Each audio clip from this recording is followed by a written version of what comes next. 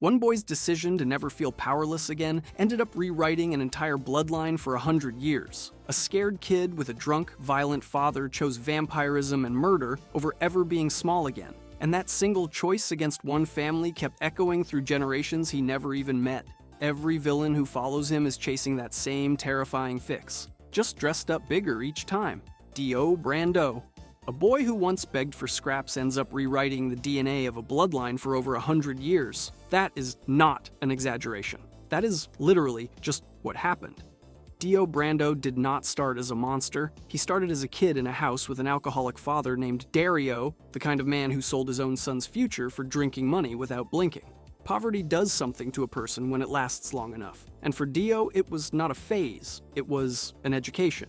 He learned exactly one lesson, and he never unlearned it. The world does not protect the weak, so stop being weak. That is the whole engine. Everything Dio becomes later is just that lesson wearing a nicer coat. He claws his way into the Joestar household as a manipulative, ice-cold teenager, and it is not enough. Being adopted into wealth does not heal the wound. It just gives him a bigger stage to perform his cruelty on. So he goes further. He puts on a cursed stone mask and becomes a vampire, trading his humanity for strength, regeneration, and immortality.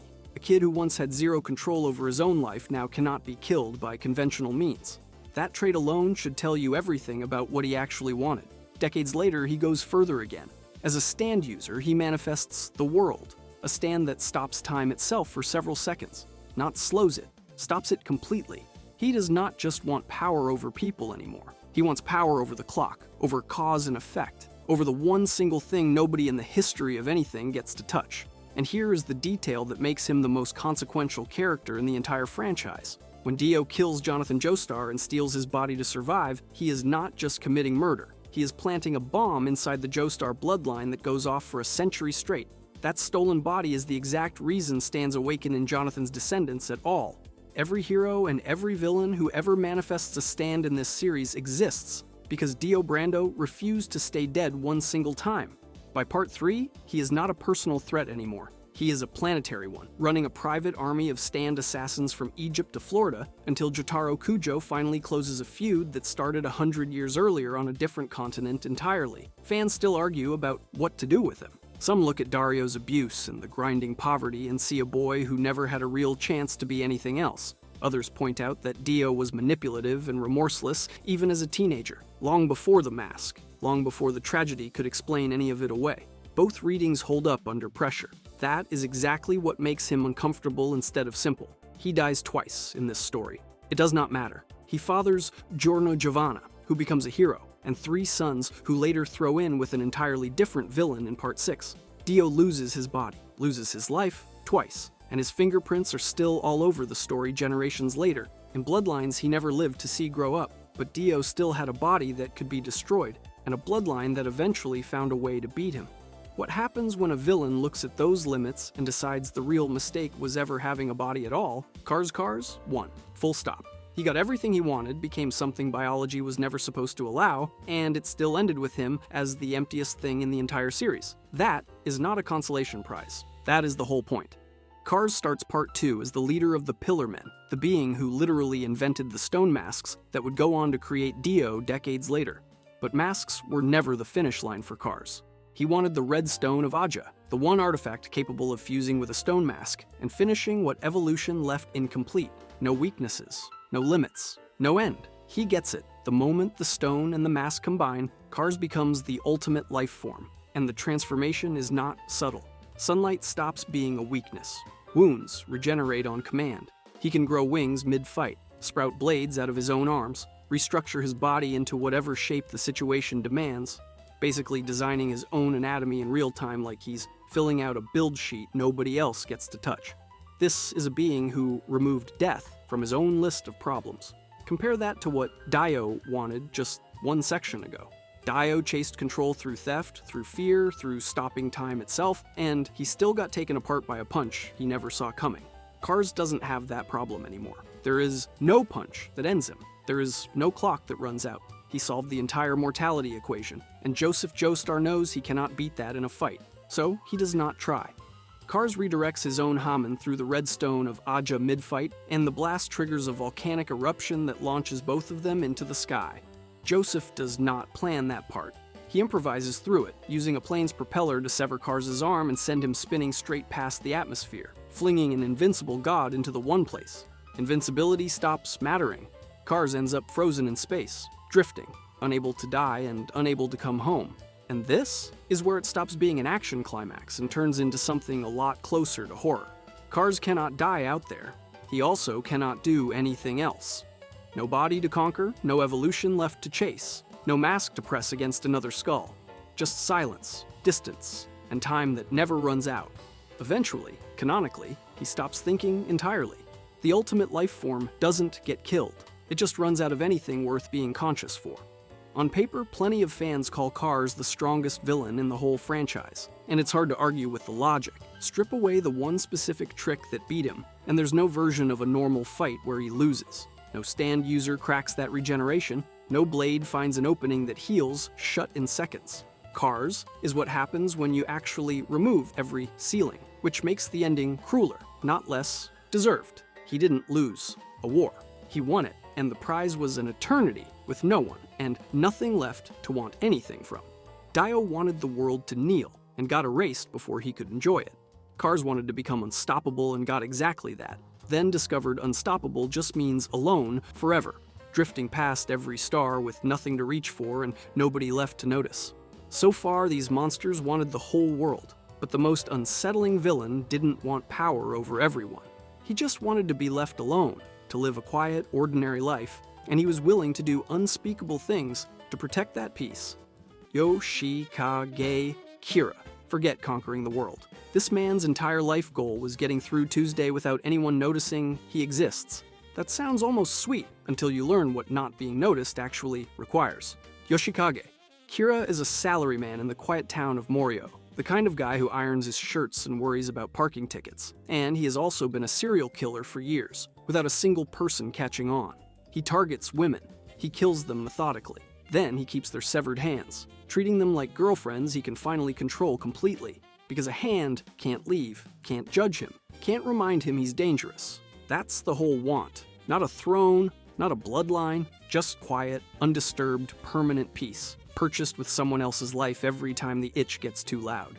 His stand makes the mismatch even stranger. Killer Queen turns anything it touches into a bomb. Full stop. No warnings, no countdown, you can see coming. Sheer heart attack hunts down a target's exact heat signature with the patience of a guided missile that never gets tired, and bites the dust. His last and cruelest ability lets him rewind time itself back to a fixed point whenever he's about to die, deleting the last few hours like they never happened. This is a man carrying reality editing firepower, and he's using it to protect a filing cabinet and a bus schedule. The old exiled prince wanted vengeance on an empire. The vampire wanted to erase the sun. Kira wants his commute uninterrupted. When Morio finally starts closing in on him, Kira doesn't fight for freedom in any grand sense. He steals someone else's whole life. Using a stand called Cinderella, he takes the face and identity of an ordinary man named Kosaku Kawajiri, slides into that man's house, that man's wife, that man's daughter, and keeps living like nothing happened. He's not hiding in a cave or a fortress. He's hiding at the dinner table, passing the rice, asking about homework. That's the part that actually gets under people's skin.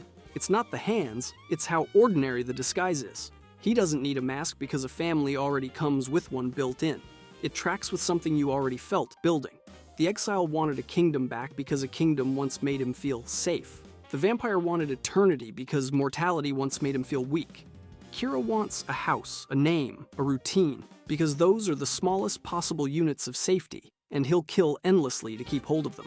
The ambition didn't grow. It shrank down to something you could walk past on the street and never suspect, which is exactly why plenty of fans rank him above villains who can literally stop time or punch through dimensions. Dio wants to rule reality. Kira just wants reality to leave him alone, and that instinct, the quiet, obsessive need for control dressed up as normalcy, maps disturbingly well onto how actual serial killers operate. Nobody expects the guy clipping his hedges. That's the design. That's the horror. And after all that, after the hands, the bombs, the stolen family, the rewound time, here's how it actually ends.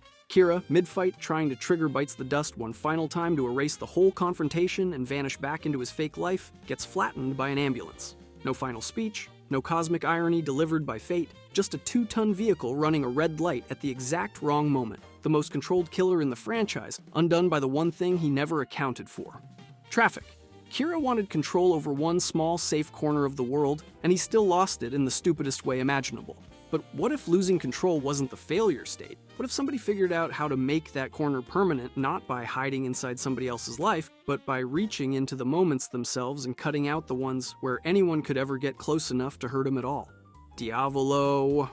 Diavolo built a stand that lets him erase reality every time someone gets close enough to touch him, and he still spends his entire life terrified someone will. That is the joke sitting underneath Passione's entire power structure. Diavolo does not run his gang the way a normal boss runs a gang. He runs it as a man who has made hiding into a full-time job, and the fear behind that job is the same fear that already broke a lonely serial killer earlier in this story, just given a whole organization to work with instead of one quiet house. Officially, Diavolo is the founder and secret boss of Passione, the man Giorno and Bucciarati are trying to topple from the inside without ever meeting him face to face. That already tells you something. An entire criminal empire built on nobody knowing who signs the checks. His stand, King Crimson, is the mechanism behind that secrecy, and it is genuinely one of the strangest powers in the franchise. King Crimson lets Diavolo see about 10 seconds into the future, then erase the time between now and that future outright. Not slow it down, not dodge in it, delete it. Punches thrown, bullets fired, entire seconds of cause and effect just get skipped, leaving only the result Diavolo already chose. Direct attacks basically cannot land on him, because the moment where they would land never technically happens. Fans have spent years arguing about the exact mechanics of that ability, drawing timeline diagrams and arguing panel by panel over what counts as erased versus skipped versus predicted. Nobody fully agrees, and honestly, that confusion fits him perfectly. A power built entirely around making his true self impossible to pin down, and even the audience can't pin it down. But erasing time is only half the disappearing act. The other half is Vinegar Doppio, a nervous, bumbling errand boy who thinks he works for Diavolo, gets pushed around by Diavolo, and has zero idea that he is Diavolo. Doppio is not a disguise. He has a genuinely split personality, an entire second identity Diavolo built so that even his own body has a place to hide. Think about how far that is from a man who just wants privacy. This is a man who split his own mind in half so that even under torture, even under a stand's interrogation, part of him would have nothing to confess. And what does all that architecture of secrecy actually protect? Not some grand cosmic secret, a drug empire. Diavolo sits on top of Passione's narcotics trade, the same trade that puts product in the hands of children, and that single detail is the one Giorno and Bucciarati cannot walk past. Not politics, not turf, kids getting hooked on product that funds a boss too scared to let anyone learn his face. So picture the shape of the man underneath all of it. Someone so consumed by the fear of being seen, touched, caught, known, that he rewrites causality itself rather than risk it, and funds that fortress of secrecy on the backs of the most vulnerable people he can exploit. Then Gold Experience Requiem catches him, and the punishment matches the crime with almost poetic cruelty. Diavolo does not get to die. He gets looped into dying over and over in a different random way each time, forever a few seconds from the end, and never allowed to actually reach it.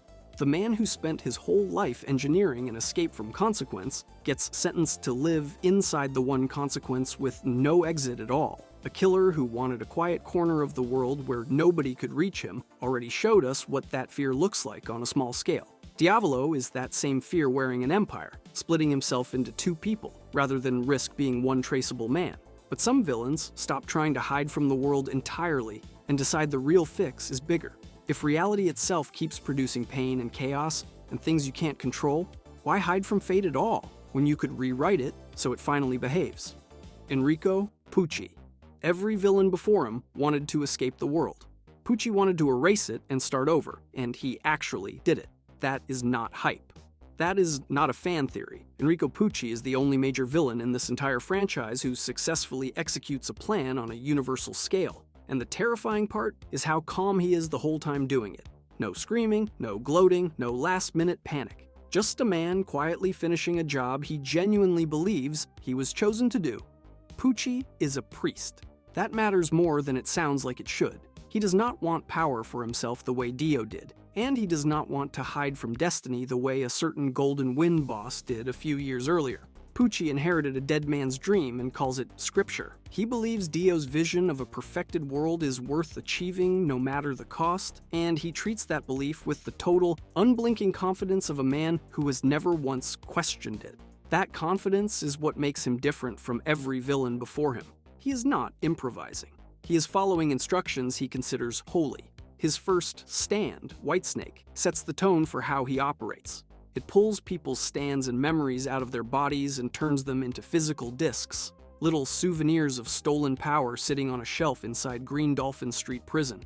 He is not fighting enemies so much as harvesting them. Quiet, clinical, patient. Exactly the kind of villain you'd expect from someone who thinks he is doing God's paperwork. Then, Whitesnake evolves into Seamoon, and Seamoon evolves into Made in Heaven, and the entire scale of the story changes. Made in Heaven accelerates the flow of time itself, faster and faster, until the universe hits its own expiration date and resets. Not damaged, not conquered. Reset completely into a new timeline running under new rules. Think about the size of that for 1 second. Diavolo spent his entire existence trying to erase the version of the future where he loses. Pucci skips the argument entirely and erases the future itself, then builds a new one in its place. One villain edits a single outcome, the other one deletes the whole exam, and he pulls it off. Jolene Cujo and the friends she made inside that prison throw everything they have at stopping him, and it costs them everything. People she loved, people who loved her, die trying to keep one priest from rewriting existence. That is the price tag on this plan. Not property damage, not a city block. People who mattered to someone, gone. So one man's borrowed faith could become law. Some fans call Pucci's philosophy the most profound thing this franchise ever wrote. A genuine argument about fate, memory, and whether knowing the future would set people free. Others call it dressed-up fanaticism. A man convincing himself that mass death is a mercy because a vampire told him so before dying. Honestly, the story supports both readings, and that split is the whole point. A believer and a fanatic look identical from the outside. The only difference is whether you agree with what they believe. This is the part that actually breaks the pattern. Pucci wins. The reset happens exactly the way he planned it for years. And then a kid named Emporio El Niño, one of the only people left standing, kills him in the accelerated world anyway. The reset finalizes regardless. Reality lands in a new configuration, one that is different, a little gentler in places. Definitely not the perfected world Pucci envisioned handing to a dead friend. He built the door, walked partway through it, and got erased before he could see what was on the other side. All that patience, all that scripture, all that quiet certainty, and he does not even get a front row seat to his own miracle. The most powerful act in JoJo's entire history, and the man responsible for it does not get to witness the result. He sacrifices everything, wins the unwinnable game, and still loses control of the very thing he burned the world down to create. So if total cosmic mastery is the ceiling, if rewriting existence itself is the biggest swing any of these men ever take, you have to ask what is actually left to want once you have already won everything there is. Funny. Valentine, the most dangerous man in JoJo, has never once fought for himself. He fights for a country. He says it every time he does something monstrous, and the terrifying part is he actually means it. Funny Valentine, the 23rd President of the United States in the Steel Ball Run universe, sets an entire cross-continental horse race in motion as cover for a treasure hunt. The prize is the scattered pieces of the saint's corpse, a holy relic he believes will grant America permanent, literal, divine protection. That is not a metaphor. He wants his nation shielded by God, personally, forever, not defended, not protected in the normal sense a president protects a country. Shielded, the way you shield something you are terrified of losing. His stand makes that ambition almost unkillable. Dirty deeds done. Dirt cheap D4C lets him step sideways into parallel dimensions and swap in alternate versions of people and objects. Shoot him, and he pulls in a version of himself from a universe where the bullet missed.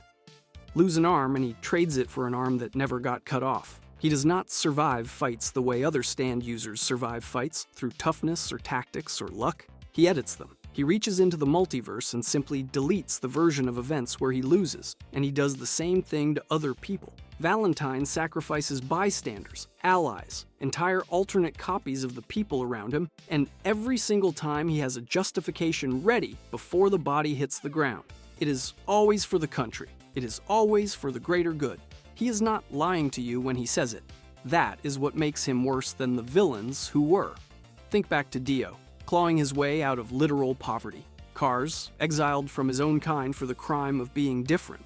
Kira, curating one untouchable quiet corner because the world outside felt too loud.